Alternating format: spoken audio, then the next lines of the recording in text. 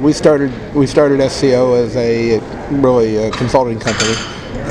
We didn't really have an idea. Gervais Restaurant, authentic French cuisine in Silicon Valley.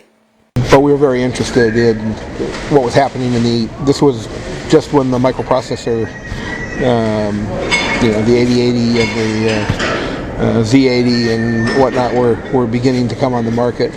And we saw that the standard microprocessor was going to have a big impact on the computer industry. And we also saw that Unix, which was really the first portable operating system that didn't come from the manufacturer of a computer, would probably, coupled with the microprocessor, kind of change the dynamics of computers. Because in the old days it was mini computers made by DEC or Data General or IBM, and they each had a proprietary CPU and a proprietary operating system, and that was the only model anybody knew.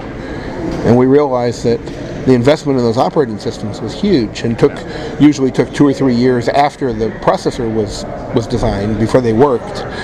And the industry, that was the structure of the industry. All of a sudden, these microprocessors coming out, and people were creating new computers in months, and couldn't afford the time or the cost to write a unique operating system, let alone recruiting all the applications and everything else. So, we, based on that observation, believed that there was going to be a big market for standard operating systems that ran on standard microprocessors.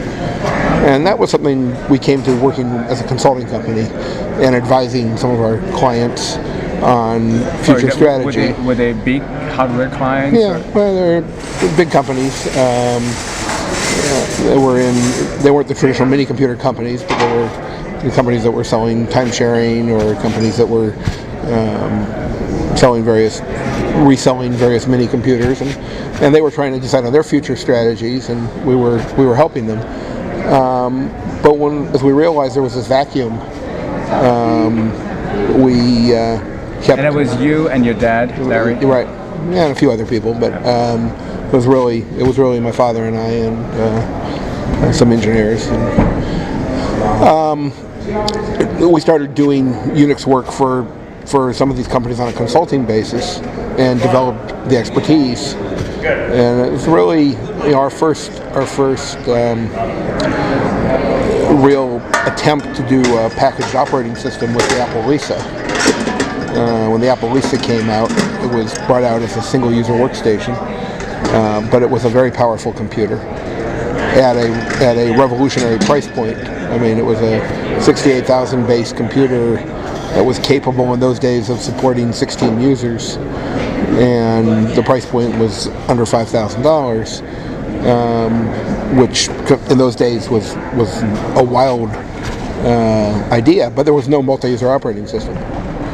And we had been working with Microsoft on Xenix, because some of our consulting clients needed Xenix, and we really had been working as a Xenix porting company with Microsoft, because they were easier.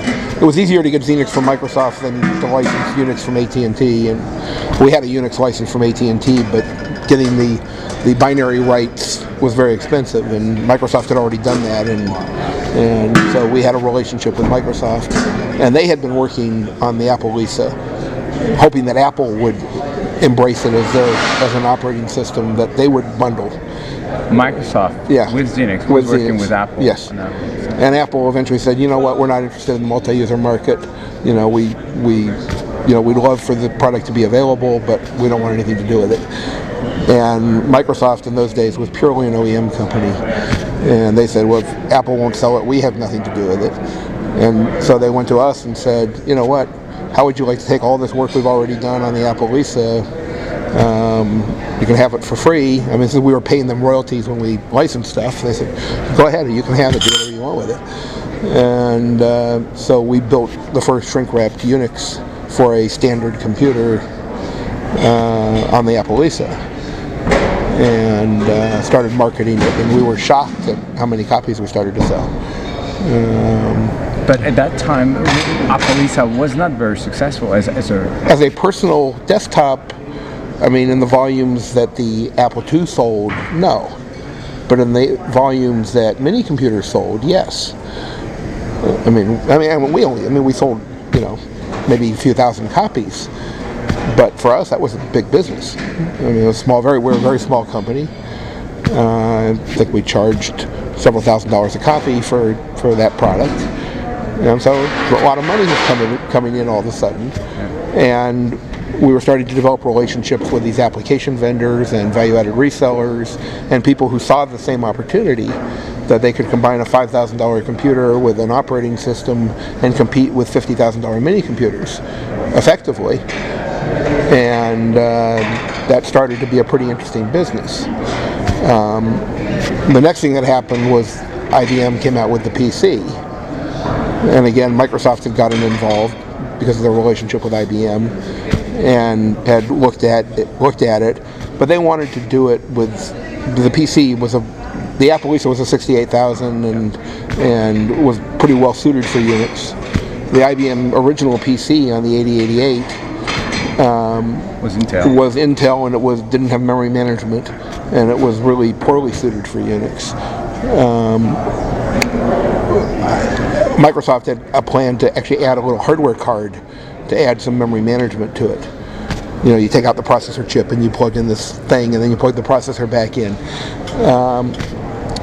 And again, IBM decided they weren't interested in the multi-user market. They had a mini computer business, and they weren't interested in that on the PC. And we didn't believe it could be successful with this hardware card. So we asked ourselves, could we do it with the 8088 without any hardware assist?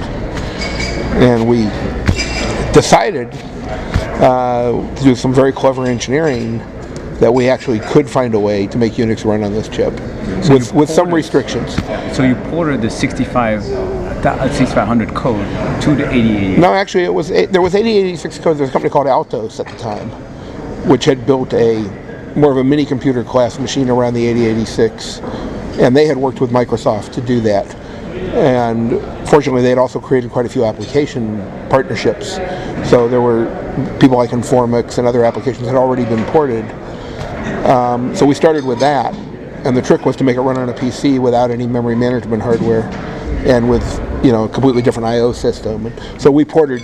It was basically the same code base as the 68,000, but fortunately we didn't have to do the compilers and things. There were compilers, and because we were able to be binary compatible with the Altos, there was already a very nice application base started.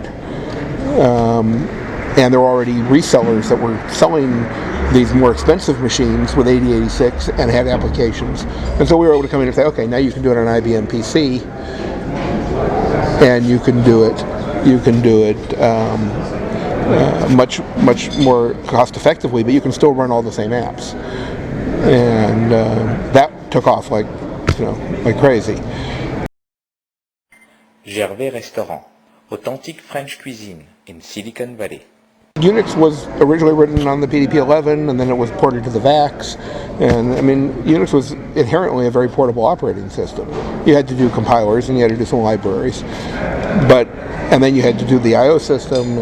Memory management was different, but that was like 10% of it. The rest of it was always the same. When the 286 version of the PC-AT came out, Microsoft did a direct deal with IBM.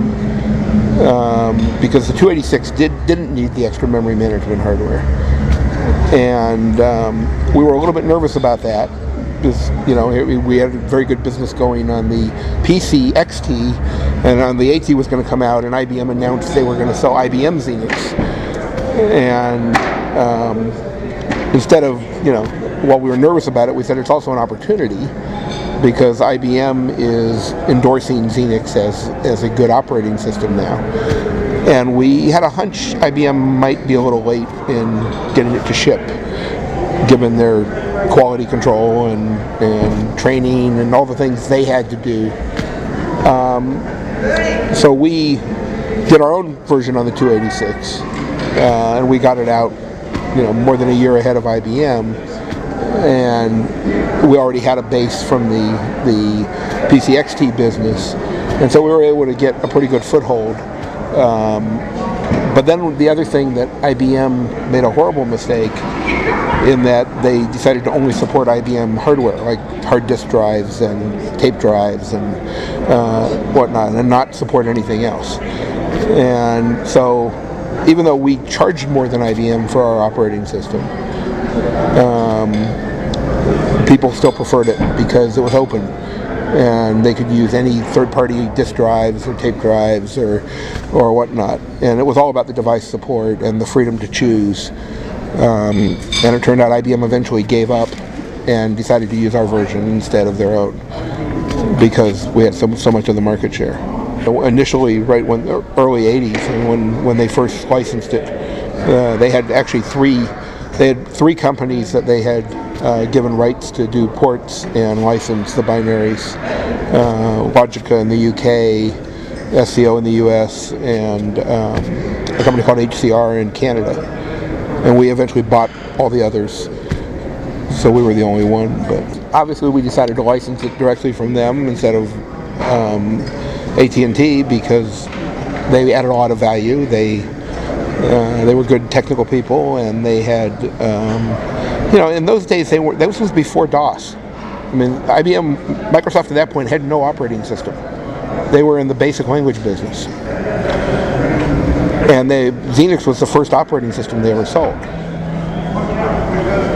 And it wasn't until later, when the PC came out, it's the first time they did an operating system. But back when we did the Lisa and we did some of the other early OEM work, Microsoft was not a competitor in the operating system space at all. They were in the language space and spreadsheets and things like that. So it took a long time before there was actually any conflict. But ultimately, we had our conflicts, and fortunately, we had pretty good rights in our contracts, and so we had various times. Microsoft invested in us at one point. It's been a very complicated relationship over many years, and evolved over many years. Involved a lot of interesting negotiations. With Bill Gates? Oh yeah, Steve Ballmer, Bill Gates, half a dozen other original Microsoft founders. And the first time we met with Bill Gates, I think Microsoft had 25, 50 people. I mean, it wasn't a big company. Gervais Restaurant, authentic French cuisine in Silicon Valley. I mean, Microsoft had a very strong relationship with Intel because of the IBM PC work. And so to some extent, we let them manage the Intel. As long as we were a partner of Microsoft's, we kind of let them handle Intel, and we worked with Microsoft. And later on in the evolution, we developed a very strong relationship with Intel also. But as we became more independent and more on our own. USL was originally AT&T, which was the original source of Unix licenses, and it was the original Unix license restrictions and contracts that governed. I mean, a lot of why did we call it Xenix instead of Unix? Well, that was because of the original AT&T licenses, which had some crazy rules. Some of it due to the history of telephone industry and regulations, and the fact that AT&T wasn't allowed to be in the operating system business. They were only allowed to be in the telephone business. So there was just a lot of weird history. But AT&T was the master of Unix, and at some point they got out of that and sold it to Novell, and Novell had a vision that didn't really work out the way they wanted. AT&T relationship was always very difficult because of their own constraints in history and style. And then when Novell bought it, it was even more complicated. And so when Novell basically decided that they didn't really want to be in the Unix business, and we had the opportunity to buy it, we got all the talent from Bell Labs that had created Unix. Two, we got kind of the moral authority around Unix, and three, we got rid of all the crazy historical licensing problems. Plus all the people who had their own versions of Unix, like Sun and IBM and whatnot, were now our customer. The revenue is complicated because part of the deal with Novell was that a lot of that revenue we gave, and since we didn't, the price would have been much higher if we kept all that revenue, because you could kind of present value that revenue because it had been going on for many years and wasn't going to stop. So rather than pay for it in advance and then collect it, we just passed it through and bought the business for a lot lower price. Gervais Restaurant, authentic French cuisine in Silicon Valley. Linux became significant, not really until the late 90s. And even then it was always more of a theoretical threat. But the real problem, with Linux for us wasn't, we never really lost a lot of business to Linux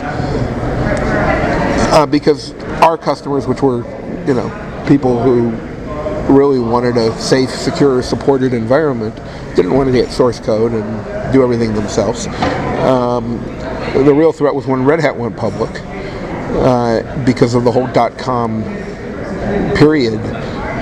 Red Hat was able to raise $400 million on their IPO and explicitly said they had no intention of making a profit in the foreseeable future. And we were a public company that was being watched very closely by the stock market and expected to make a profit. And we had maybe $50 million. So here we have a competitor with a similar technology, not as mature, that had $400 million in the bank and didn't even have to try and make a profit. That caused us a lot of concern, just because of how disruptive it could be. I mean, it's very hard to compete with that, not necessarily on product, but emotionally and psychologically and with the stock market. How can you win? And even if we could win, our stock price went down and we couldn't raise more money, and customers, would say, why should we pay so much to you when we could get it over here? So it put us in a difficult position. Is that the reason why you decided to sell? It was a good part of the reason, yeah. It was just, in that economy with the stock market behaving the way it was, and at that point there was Red Hat and Caldera went public, both with large piles of cash. We saw that as putting us in a difficult position, and so we thought the deal we struck with Caldera, since they had a very similar situation to Red Hat, they had a lot of money in the bank, they didn't have an expectation of making a profit, they had credibility as part of the new thing, that by merging with Caldera, we would be in a position to benefit from that, having that cash and having, that position, and that it would be good for our customers, it would be good for our employees. It would. Why not Red Hat? And we also talked to Red Hat. And I think Red Hat maybe was a little more arrogant. They were the first and they were the biggest and they raised the most money. But as a public company, we kind of had to get the best deal for our shareholders we could. And that was the best deal we could get. I've got a wide variety of investments, and I spend a lot of time trying to help entrepreneurs who are starting companies. I figure that I spent 30 years learning a lot of very hard lessons and developing a lot of insight into how startups work. And are you interested in a particular field? Are you OS? No. Operating systems? No, I'm interested in entrepreneurs and technology. So if there's an entrepreneur, let's say in France, and that has an idea, but they should not contact you unless it's a particular area, or is no. I mean, the question is, can I help? Yeah. Can I make a difference? I mean, there are some things that are just true about entrepreneurship in general. Other things, obviously if somebody's doing something really related to software, I know a lot more than I might know about distributing spaghetti, right? I mean, but in the technology area, I know my expertise is in value-added distribution, in partnerships, in various forms of IT, and so the companies I'm mostly working with are involved in software, various technology. I've got some software. Working with a company that's making digital signs for the retail industry that are based on cellular technology. So it's a very different space, but it involves internet and portals and cellular technology and the retail space, which are all areas I have a lot of experience in.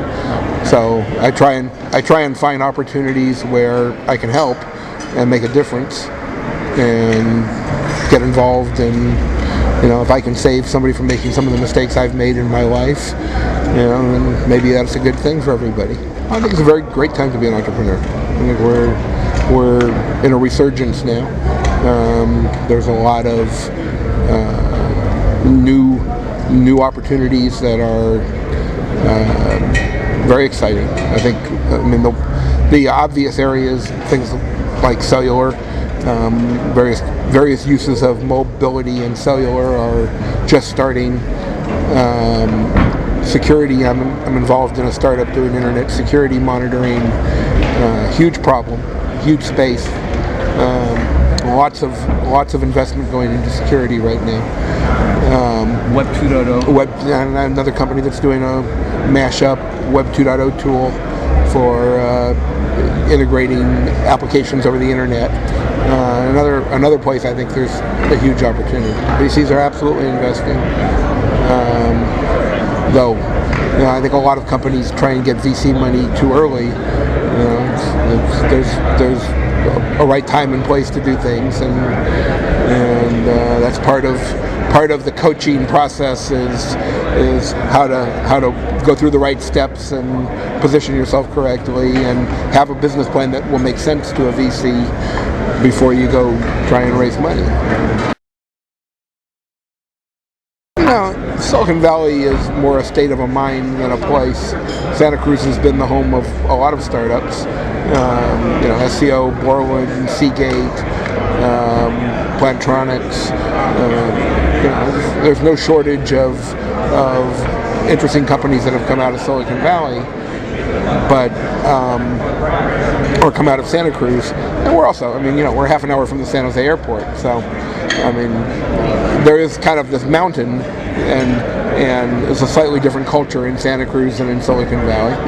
But I think I'm working with companies in Chicago. I'm working with companies in Santa Cruz. I'm working with companies in other places. What? Outside the U.S.